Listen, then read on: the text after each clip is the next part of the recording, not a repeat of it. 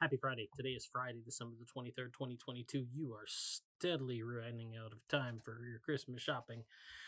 If you haven't done that already, not to stress you out, but if that's something you worry about, you're already worried. Anyway, today's DBR readings come to us from Luke 1:46 through 55, 2 Samuel 7:18 through, and then 23 through 29, and then Galatians 3:6 through 14. I'm going to take a look at Galatians today and talk about blessings and curses.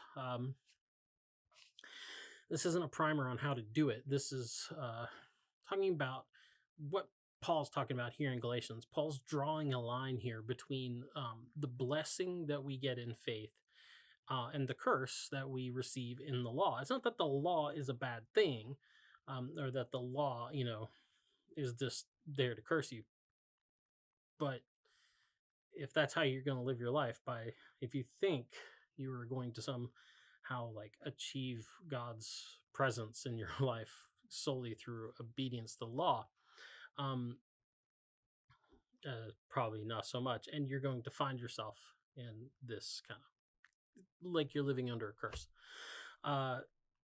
There's a guy named Douglas Campbell who writes commentaries, and sometimes, yes, when I'm not feeling particularly inspired, I will actually look at commentaries, and sometimes I'll just read a commentary.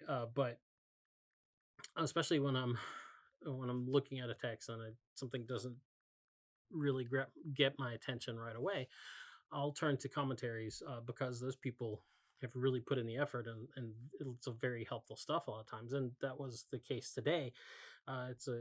Douglas Campbell wrote a big commentary on Paul's writings. And today, when I looked at this thing in Galatians, it's one of those texts where you see it all the time. And sometimes you're too familiar with stuff and it just doesn't really register. But then he said something that really kind of jumped out at me and made me realize, oh, this is kind of important. And this is kind of the whole thing that's going on this season, and a good reason why it's in the daily Bible reading for today, to get you ready for Christmas Eve and Christmas Day, which is tomorrow and Sunday. So anyway, but he talks about he writes on this line of thought in Galatians with this issue of blessing and curse and the faith or the law. So I'm just going to read a little bit of what he said here.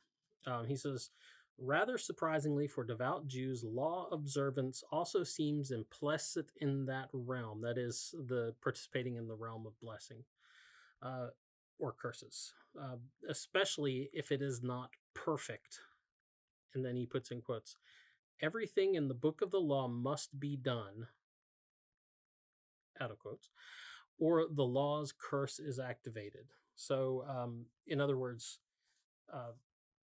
the law, if you don't do it perfectly, ceases to become a blessing, right? Because it is a blessing because it's God's will and word given to us so that we can have clear ideas of what is acceptable and what's not. But when you don't do it perfectly, you move out of that realm of blessing and you quite easily and quite quickly run into this realm of curses. He goes on to say, or the law's curse is activated, an intriguing reorientation of a verse that seems in the first instance to curse those not observing the law in any sense, that is, non-Jews. But Christ has effected release from this situation for those marked by pistis, that's the Greek word that means faith. By means of some process of identification, he has become a curse, and that has somehow affected the release or purchase of others, including pagans, from that cursed state, which seems moreover to be a countervailing life characterized by works or not. And so, so the whole thing that's going on is Christ is coming into the world to move us out from under that curse. And then the next thing that popped into my mind was joy to the world. And yeah, you should have a lot of joy, and there should be a lot of joy in the world about that. But when you think about that hymn that we're all going to get together and sing at church Saturday night and possibly Sunday morning, because, hey, churches are open on Christmas. We sing that great old church hymn, Christmas hymn, Joy to the World, and it has this line in it, and it says, he comes to make his blessings flow far as the curse is found. And that's exactly what Paul is promising. That's what Mr. Campbell is explaining to us here, that as Paul says, Jesus has redeemed us. He has purchased us so that we may have the blessings that come by faith. It's one of those things where if you don't have faith, the law is a burdensome curse.